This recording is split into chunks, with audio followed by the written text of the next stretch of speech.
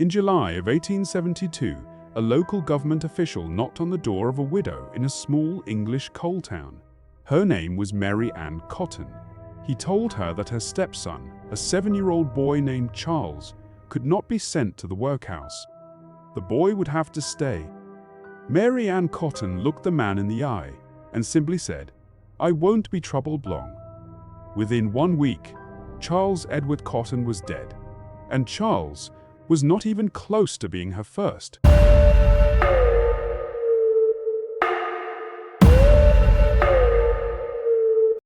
West Auckland, County Durham, England, 1872.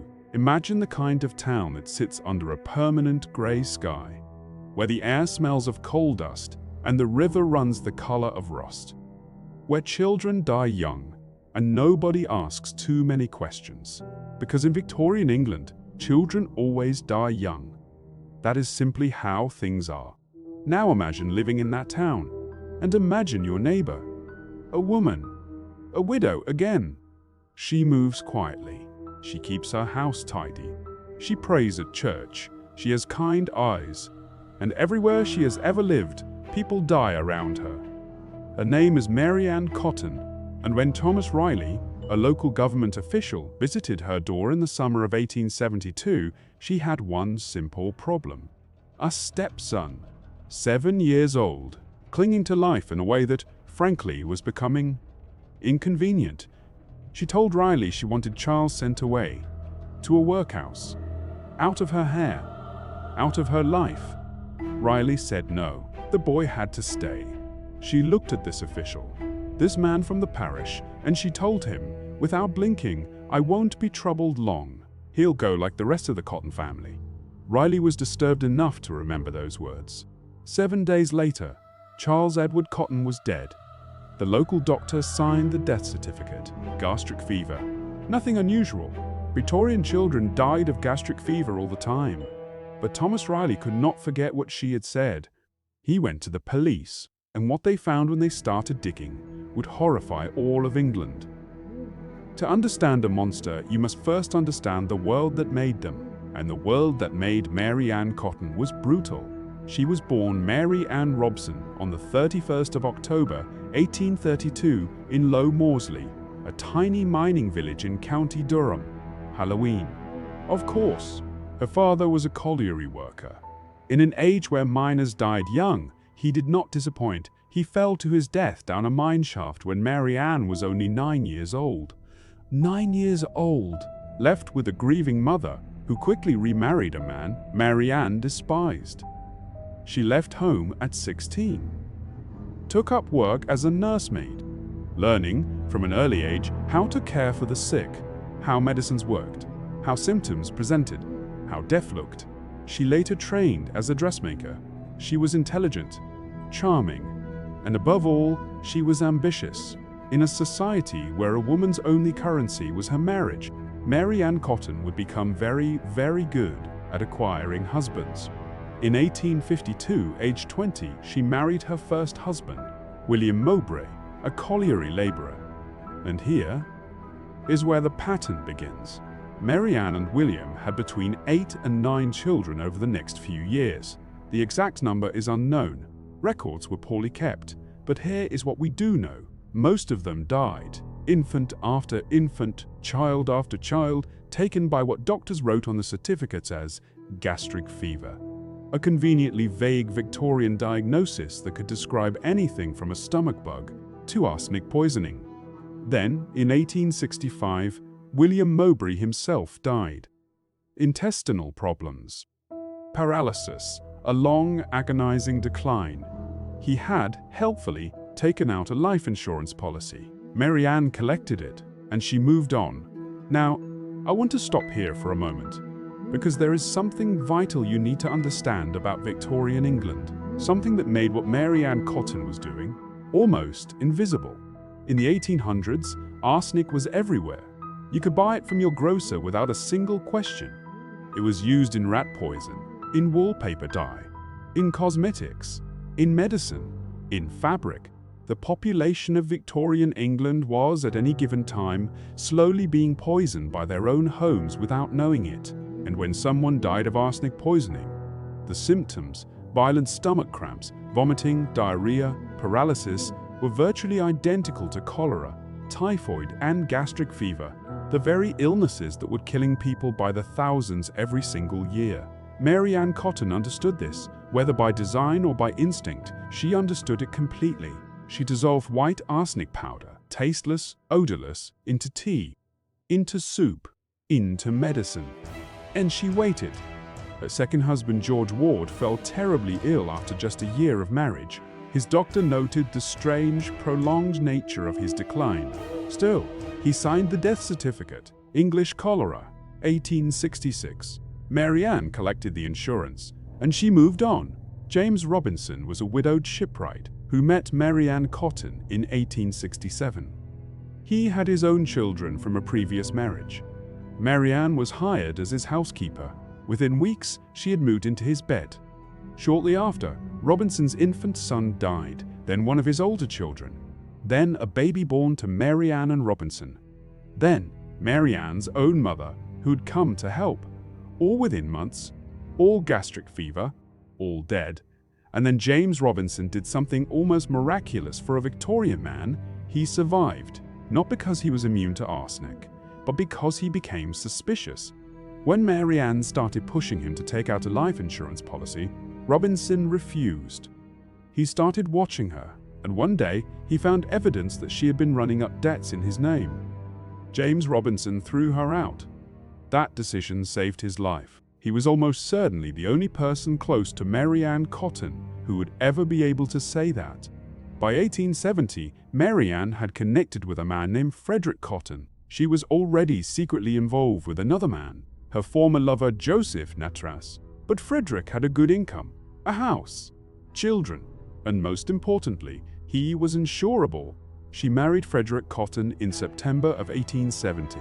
Bigamously, she was still legally married to Robinson, not that anyone checked. Frederick Cotton died in December 1871. Gastric fever, insurance collected. Joseph Natras, the old lover who had moved into the Cotton home, died in April 1872, having changed his will to leave everything to Mary Ann. Gastric fever. 2 of Frederick Cotton's children died shortly afterward. Gastric fever. And that left little Charles Edward Cotton, the stepson, 7 years old, the one who was inconvenient. Let us pause and count the dead. 3 husbands, almost certainly poisoned. A 4th who survived only by fleeing. 11 of her 13 children. Her own mother. Multiple stepchildren. Multiple lovers. The estimated total number of victims, up to 21 people. 21. All dead before the age of forensic science. All dead in an era when gastric fever explained everything. All insured. All taken by a woman who moved through mourning the way other women move through seasons. Expected, routine, unremarkable. And yet, not one doctor had ever grown suspicious enough to refuse to sign a certificate. Not one coroner had ordered a proper investigation. Not one policeman had connected the dots. Until Charles Edward Cotton died. And Thomas Riley could not forget what she had said. A doctor named William Kilburn had attended Charles in his final illness. When the boy died, Kilburn was troubled. He had taken samples from the body, quietly, just in case. He held on to them. When Riley went to the police, Kilburn came forward. The samples were tested. The result was unambiguous. Arsenic, unmistakable. Lethal quantities, in the stomach of a 7-year-old child. Mary Ann Cotton was arrested on the 18th of July, 1872. She was pregnant. She gave birth to her 13th and final child in Durham Gaol on the 7th of January, 1873. A little girl she named Margaret Edith Quickmanning Cotton. Of all the children Mary Ann brought into the world, Margaret would be one of only 2 to outlive her mother. The police began exhuming bodies. Natras. The Cotton children. Each coffin opened, each body tested, and from each one, the same terrible answer came back: arsenic. Always arsenic. The trial of Mary Ann Cotton opened at Durham Assizes on the 5th of March 1873. It became a national sensation. Newspapers across England ran her portrait. The public was horrified and transfixed. She was charged specifically with the murder of Charles Edward Cotton. The evidence was damning. The arsenic found in Charles's stomach, the pattern of deaths, the insurance policies, the witness testimonies from neighbors, doctors, and officials who had each seen pieces of the picture, but never the whole of it. The defense tried everything. Their best argument? That Charles had died from inhaling arsenic from the green dye in the wallpaper. This was not entirely absurd. Arsenic was genuinely used in wallpaper dye in Victorian England, and accidental exposure was a real concern. But the jury was not persuaded, because the wallpaper defense could not explain 20 other deaths. It could not explain the exhumed bodies. It could not explain the insurance policies. And it could not explain what Mary Ann herself had said at the door of Thomas Riley: "I won't be troubled long." The jury retired at 4 p.m. on the 7th of March, 1873. They returned after just 90 minutes. Judge Archibald sentenced Mary Ann Cotton to death. He declared her crimes to be cruel beyond description.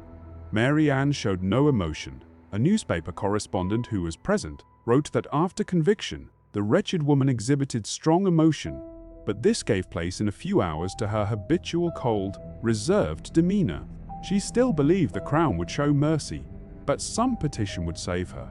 She still proclaimed her innocence. She would be wrong. On the morning of the 24th of March, 1873, a crowd gathered outside Durham County Gaol. Executions were public theatre in Victorian England. People came to watch. Mary Ann Cotton walked to the gallows, described by one reporter as ghastly pale, with a firm step, praying audibly and earnestly, with her eyes uplifted. She scowled at the crowd. She muttered constantly. She never confessed. The executioner was William Cowcraft, a man notorious even in his own era for incompetence. He had set the rope too short. When the trapdoor fell, Mary Ann Cotton did not die instantly. There was no clean break. Instead, she strangled, slowly, her body twisting in the air. It took nearly 3 minutes for her to die. Some reports suggest the error was deliberate, a final cruelty for a woman the nation considered a monster. Others say it was simply incompetence.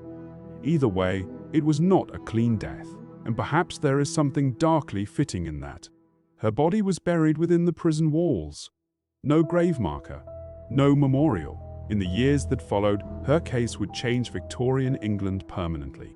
The Pharmacy Act was strengthened. Arsenic sales were restricted, death registrations were made more rigorous. Life insurance claims became subject to greater scrutiny. Children in County Durham would chant for generations to come. A dark nursery rhyme, sung in schoolyards: Mary Ann Cotton, she's dead and she's rotten. She lies in her bed with her eyes wide open. Sing, sing, what shall I sing? Mary Ann Cotton is tied up with string. Folklore, horror. A woman so terrifying she became a nursery rhyme. And here is the truly chilling part of this story, the part that should keep you awake tonight. Mary Ann Cotton was never tried for 20 of her suspected victims. She was convicted of only one murder, that of little Charles Edward Cotton, because the evidence for the others was either destroyed, unexhumed, or simply too old to recover. The police believe she killed at least 21 people. Historians today tend to agree the number is probably accurate. But legally, officially, she was only ever found guilty of 20 victims, and the law could not touch her for a single one of them. That is the dark lesson of Mary Ann Cotton. Not just the horror of what she did, but the horror of how long she was allowed to do it. In a world where women were supposed to be gentle, where mothers were sacred, where no one could conceive of a woman doing this, she used the assumptions of her age like a weapon. She hid behind mourning black, behind church attendance, behind a teapot, and 21 people paid with their lives. She never confessed, not once, not to a single death. She went to the gallows still insisting she was innocent, still believing somehow that she would be saved. She was wrong, but in the decades that followed, one question has never fully been answered: how many more were never found? And that is the true story of Mary Ann Cotton, Britain's most prolific female serial killer. 21 lives, one teapot, and a society too blinded by its own assumptions to see the monster in their midst. If this story disturbed you, good, it should. Victorian England was full of darkness hiding in plain sight, and so was every era, including ours. If you want more stories like this, stories that go beyond the textbooks, beyond the sanitized history, into the real heart of darkness, then you are in the right place. Hit that subscribe button right now, because I have stories coming that will make Mary Ann Cotton look like a warm-up act. New episodes every week. Every story darker than the last. And if you liked this video, hit the like button. It costs you nothing. It helps this channel reach more people who love the dark truth of history. Just like you do. The shadows of the Victorian era are long, and we have only just begun to walk through them. Until next time, stay curious, stay dark.